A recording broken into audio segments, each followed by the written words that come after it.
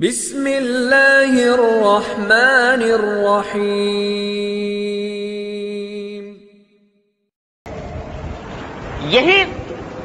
یہی معاملہ اللہ تعالیٰ نے قربانی کے ساتھ رکھا۔ حج تو وہاں ادا ہو رہا ہے اور یہ معاملہ اللہ تعالیٰ نے یہاں پر ہم لوگوں کے لیے جو حج کی نعمت سے سرفراز نہیں ہو سکے تو ان کے لیے قربانی رکھی۔ قربانی کا بھی یہی حال ہے کہ سارے سال میں 3 دن مقرر فرمائے اللہ تعالیٰ نے قربانی کے، 10، 11، 12 ذی الحجہ۔ بس یہ عبادت انہی 3 دنوں میں انجام دی جا سکتی ہے، اور دنوں میں قربانی کی عبادت نہیں ہو سکتی۔ نفلی قربانی بھی کوئی کرنا چاہے تو اور دنوں میں نہیں ہو سکتی۔ اور دنوں میں اگر کوئی شخص زیادہ سے یہ کر سکتا ہے، کوئی بکرا ذبح کر کے اس کا گوشت صدقہ کر دیا، گوشت صدقہ کرنا اور بات۔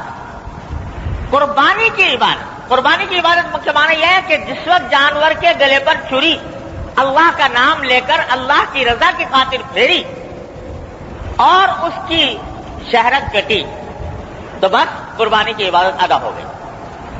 یہ ہے قربانی، اس کو قربانی کہتے ہیں۔ تو اس کو کہہ دیا کہ بس سال میں 3 دن ہے یہ، اور دنوں میں نہیں۔ اور دنوں میں کہ تم کتنے ہی جانور ذبح کرتے رہو، قربانی کا ثواب نہیں ملے گا۔ قربانی جو ہے نام ہے، عربی زبان کا لفظ ہے، اصل میں قربان سے نکلا۔ قربان کہتے ہیں ہر وہ عمل جو اللہ کا قرب حاصل کرنے کے لیے کیا جائے، اللہ تعالیٰ کا قرب، اللہ تعالیٰ کی رضامندی، اس کا تقرب چاہنے کے لیے جو بھی عمل کیا جائے اس کو کہتے ہیں قربان۔ اسی سے اردو میں ہم قربانی کہہ دیتے ہیں اس کو۔ کیا مانا کہ یہ عمل اس لیے کیا جا رہا ہے کہ اللہ جل جلالہ کا تقرب حاصل کیا جائے۔ یوں تو اور بھی بہت سارے جتنی عبادتیں ہیں سب اللہ تعالیٰ کے تقرب کا ذریعہ ہیں، لیکن یہ عبادت تقرب کا ذریعہ خاص طور پر اس کو جو کہا گیا وہ اس لیے کہ اس عبادت میں انسان کی عقل کو، اس کی حکمت کو، اس کی مصلحت کو کوئی دخل ہی نہیں۔ اور چیزیں ہیں نا، اور جتنے عبادتیں ہیں اس میں کچھ نہ کچھ بظاہر حکمت نظر آتی ہے۔ نماز ہے تو اس میں آدمی کا نظام جو ہے وہ صحیح بن جاتا ہے، کچھ نماز کے ذریعے بعض اوقات اس کی صحت کے لیے بھی فائدہ مند ہوتی ہے، وغیرہ وغیرہ، اور بہت سے فوائد اس میں ہو سکتے ہیں، بہت سی حکمتیں مصلحتیں بھی ہو سکتی ہیں۔ روزہ ہے اس میں بھی صحت کے اعتبار سے فائدہ مند ہے، یہ ہے وہ ہے، بہت سی دنیاوی مصلحتیں بھی اس کے اندر ہو سکتی ہیں۔ زکوٰۃ ہے تو اس سے بھی غریبوں کی مدد ہوتی ہے، غربت دور ہونے کرنے میں مدد ملتی ہے، وغیرہ وغیرہ۔ لیکن یہ عبادت ایسی ہے کہ اس کا ظاہری اعتبار سے اس کا کوئی فائدہ نظر نہیں آتا۔ یہ صرف اللہ جل جلالہ کی حکم کی اطاعت میں انجام دی جاتی ہے۔ انہوں نے فرما دیا کہ یہ کام کرو تو کرو بس۔ اور یادگار ہے یہ حضرت ابراہیم خلیل اللہ اور حضرت اسماعیل علیہ السلام کی قربانی کی ہر مسلمان جانتا ہے کہ اس میں اللہ تبارک و تعالیٰ نے ان کو حکم دے دیا بیٹے کو قربان کرنے کا، تیار ہو گئے۔ تو یہ عبادت در حقیقت یہی سکھا رہی ہے کہ دیکھو ہمارے حکم میں اور ہمارے نبی صلی اللہ علیہ وسلم کی سنت میں یہ طاقت ہے کہ جب وہ ثابت ہو جائے تو اب تمہارا کام بعثت بندے کے یہ ہے کہ بس اس کے اوپر عمل کرو، کیوں نہ چرا کرنے کی بات نہیں۔ یہ جو آج کل لوگ کہتے ہیں نا کہ صاحب یہ جو قربانی ہے یہ تو بڑی عقل کے خلاف بات ہے، کہ اعوذ باللہ کہتے ہیں کہ کروڑوں اربوں روپیہ جو ہے قوم کا وہ نالیوں میں بہہ جاتا ہے، اعوذ باللہ۔ اور جانوروں کی قلت ہے اور جناب گوشت کی قلت ہے، اور اس میں یہ ایک دن کے اندر اتنے جانور ذبح ہو جاتے ہیں، ملک کی دولت تباہ ہو جاتی ہے۔ یہ وہ لوگ ہیں کہ جن کو ہر آن ہر لمحے اپنی آنکھوں کے سامنے پیسہ ہی ناچتا نظر آتا ہے، پیسے کے سوا، مادہ پرستی کے سوا اور کوئی ان کی نظر میں کسی چیز کی قدر و قیمت نہیں. مجھے لطیفہ کسی نے سنایا تھا کہ کوئی تاجر ہوتا، تاجر مزاج کے جو آدمی ہوتے ہیں نا، جو ہر وقت روپے پیسے کے چکر میں رہتے ہیں، تو ایسا کہتے ہیں کوئی تاجر کو انتقال ہوا، فرشتے اس کو لے جانے لگے. تو اس سے پوچھا کہ بھائی یہ بتاؤ کہ تمہیں جنت میں لے جائیں کہ جہنم میں لے جائیں؟ تو وہ کہنے لگا جی جہاں 4 پیسے کا فائدہ ہو وہاں لے جاؤ. جنت میں 4 پیسے کا فائدہ ہو تو وہاں لے جاؤ، جہنم میں 4 پیسے کا فائدہ ہو تو وہاں لے جاؤ. یہ ذہنیت ہے کہ ہر کام دنیا، ہر کام میں پیسہ چاہیے، ہر کام کے اندر مادی منفعت چاہیے. وہ یہ سوال کرتی ہے کہ قربانی کے اندر، قربانی کی عبادت میں ہمارا فائدہ کیا ہے 4 پیسے کا؟ جب تک 4 پیسے کا فائدہ نہ بتاؤ تو ہم قربانی کو ماننے کو تیار نہیں. اور ان بے عقلوں کو یہ پتہ نہیں کہ یہ عبادت تو رکھی گئی ہے اس عقل کو کچلنے کے لیے. یہ عبادت تو رکھی اس کام کے لیے ہے کہ اچھا ہے دل کے ساتھ رہے پاسبان عقل، لیکن کبھی کبھی اسے تنہا بھی چھوڑ. یہ تو چھوڑی رکھی اس لیے گئی تھی. اور اللہ تبارک و تعالیٰ نے یہ عبادت اس لیے رکھی تھی، اسی کو کا پورا قصہ سنایا اللہ تعالیٰ نے کہ ہم نے اپنے نبی صلی اللہ علیہ وسلم حضرت ابراہیم علیہ السلام کو کہہ دیا کہ بیٹے کو قربان کرو. اب بتاؤ کہ بیٹے کو قربان کرنے کا جو حکم ہے، ذبح کرنے کا، اس کو عقل کی کسی بھی ترازو میں تول لو،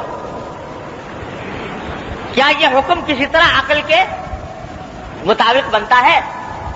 کسی بھی انسان کا قتل کرنا، قرآن نے یہ کہا ہے کہ ایک انسان کا قتل کرنا پوری انسانیت کو قتل کرنا ہے. من قتل نفسا بغیر نفس او فساد فی الارض فکأنما قتل الناس جميعا. ایک آدمی کو قتل کر دیا ناحق تو گویا پوری انسانیت کو قتل کر دیا.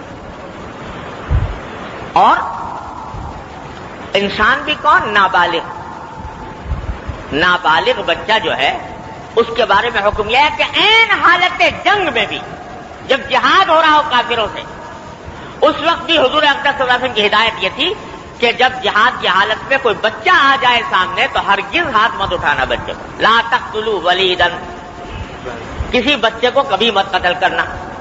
ولا شیخا فانیا، نہ کسی بہت بوڑھے آدمی کو.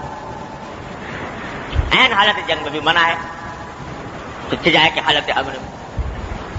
اور بچہ بھی کون؟ اپنی اولاد، اپنا بیٹا بھی مرادوں سے مانگا ہوا. تو کسی بھی میزان پہ تول کے دیکھو، یہ عقل کے کسی میزان پر یہ حکم اترتا نہیں. لیکن جب حکم آیا ابراہیم خلیل اللہ علیہ السلام پر، تو پلٹ کر ابراہیم علیہ السلام نے یہ نہیں فرمایا، اللہ تعالیٰ سے یہ نہیں پوچھا کہ یا اللہ اس بیٹے نے کیا قصور کیا ہے، یا اللہ یہ حکم آپ نے کیوں دیا، کیا اس کی حکمت ہے، کیا اس کی مصلحت ہے. کچھ نہیں. بیٹے کے بعد چلے گئے اور جا کے بتایا کہ دیکھو بیٹا، یہ خواب میں دیکھا ہے میں. بیٹے نے بھی جو بالکل نا عمر، نابالغ، اس نے بھی پلٹ کر یہ نہیں پوچھا کہ ابا جان میرے کس گناہ میں مجھے قتل کیا جا رہا ہے، کس قصور کی سزا دی جا رہی ہے، کیوں یہ حکم آیا ہے. جواب میں یہ کہا کہ یا ابت افعل ما تؤمر، ابا جان جو حکم آیا ہے کر گزریے. اس لیے کہ اللہ کے حکم کے بعد پھر کوئی مجال نہیں ہے کسی کی عقل کے گھوڑے دوڑانے کی، لہذا کر گزریے. اور میری فکر نہ کیجیے، ستجدونی انشاءاللہ من الصابرین، مجھے انشاءاللہ آپ صبر کرنے والوں میں سے پائیں گے، میں اس کے اوپر بے صبری کا مظاہرہ نہیں کروں. یہ جواب دیا. ورنہ سیدھی پوچھنے کی بات یہ تھی کہ بھائی آخر کیا حکمت اور کیا مسئلہ ہے اس حکم میں. تو اللہ تبارک و تعالیٰ نے یہ واقعہ بیان فرمایا سورہ صافات میں. تو وہاں پر اللہ تعالیٰ نے فرمایا فلما اسلما، جب باپ بیٹے دونوں نے سر جھکا دیا ہمارے حکم کے آگے، وَتَلَّهُ لِلْجَبِينِ، اور باپ نے بیٹے کو پیشانی کے بل زمین پر گرا دیا.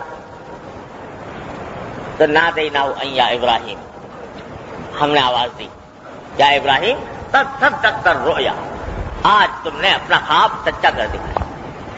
اور روایتوں میں آتا ہے، بعض روایتوں میں آیا ہے کہ جب حضرت اسماعیل علیہ السلام کو لے جانے لگے حضرت ابراہیم علیہ السلام، تو انہوں نے یہ کہا کہ انہوں نے مشورہ دیا خود کہ ابا جان جب آپ میرے اوپر مجھے ذبح کریں تو آپ مجھے الٹا لٹائیے گا پیشانی کے بل،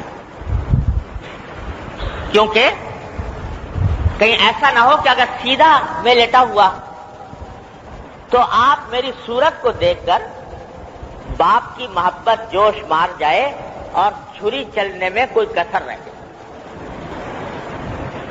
دوسرا یہ کہ آپ مجھے ایسا کیجیے گا کہ میرے سارے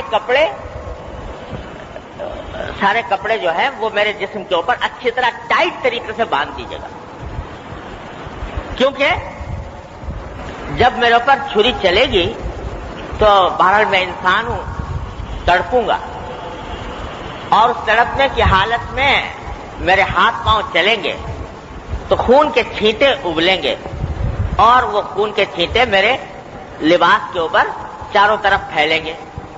تو میری والدہ کے پاس جب یہ لباس پہنچے گا تو ان کو دیکھ کر بڑا غم ہوگا، لہذا آپ اس کو اس طرح کیجئے کہ کم سے کم کپڑوں کا حصہ جو ہے وہ خون سے آلودہ ہو۔ لٹا دیا باپ نے بیٹے کو۔ اللہ تعالیٰ کو یہ منظر اتنا پسند آیا کہ فرمایا جب دونوں باپ بیٹوں نے اپنا سر جھکا دیا تو ہم نے آواز دی کہ یا ابراہیم قد صدقت الرؤیا، تم نے اپنا خواب سچا کر دکھایا، ہمارے حکم کے اوپر پورے اتر گئے۔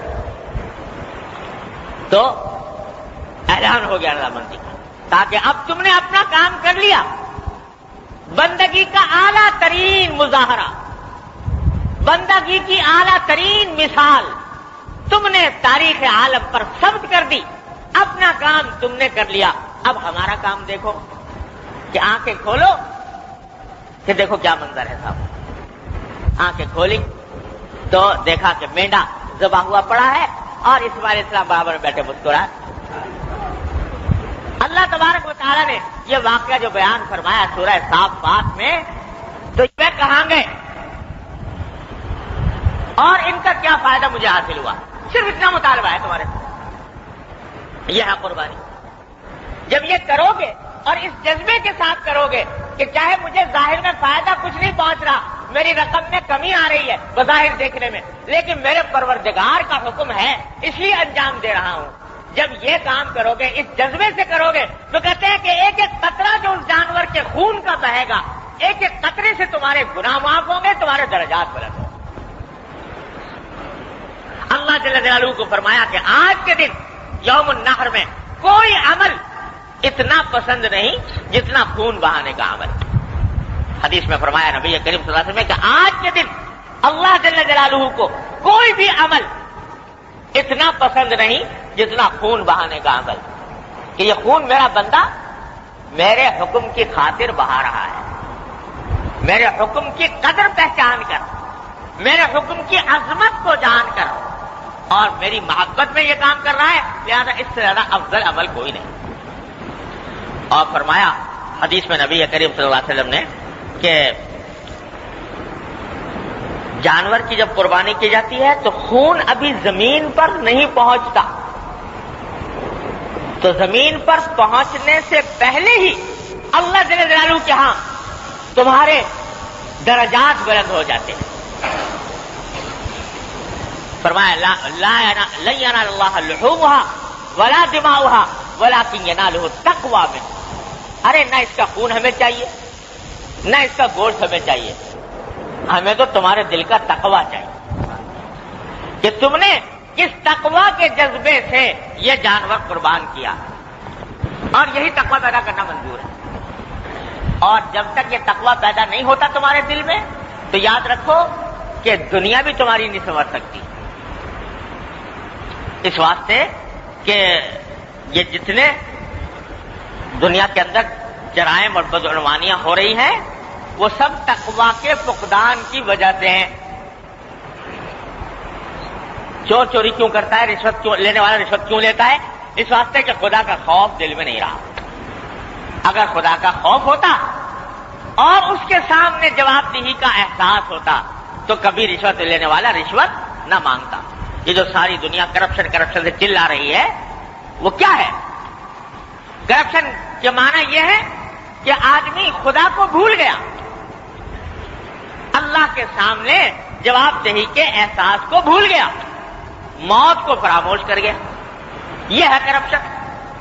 اور جس شخص کے دل میں خدا کا خوف ہو، آخرت کی فکر ہو، اللہ کے سامنے کھڑا ہونے کا احساس ہو، تو وہ ایک پیسہ بھی حرام اس کو ایسا لگتا ہے جیسے آگ کا انگارہ، وہ کبھی اس کے اندر مبتلا نہیں ہوتا. تو یہ قربانی جو ہے تقویٰ پیدا کرنے کا بہترین ذریعہ ہے، تقویٰ پیدا کرتا ہے، اس سے اطاعت کا جذبہ پیدا ہوتا ہے. تو اس لیے اس کو مشروع کیا گیا. اللہ تبارک و تعالیٰ نے مشروع فرمایا اس میں یہ مت پوچھو کہ کتنے پیسے کا فائدہ ہے اور کتنے پیسے کا نقصان ہے. اس میں یہ پوچھو کہ اللہ تبارک و تعالیٰ کو کتنا پسند ہے اور کس درجے اس حکم کی تاکید ہے. جب یہ اس جذبے سے کرو گے تو اللہ تعالیٰ تمہارے دلوں میں تقویٰ پیدا کروا ہے. یہ ہے اس سارے قربانی کا فلسفہ جو آ رہے ہیں.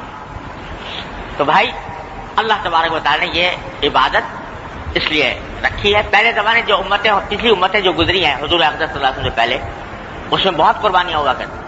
حضرت موسیٰ علیہ السلام کے زمانے میں بہت قربانی، ان کی شریعت میں بہت قربانیاں تھیں. ہر تھوڑے دنوں کے بعد قربانی، ہر تھوڑے دنوں کے بعد قربانی ہوتی تھی.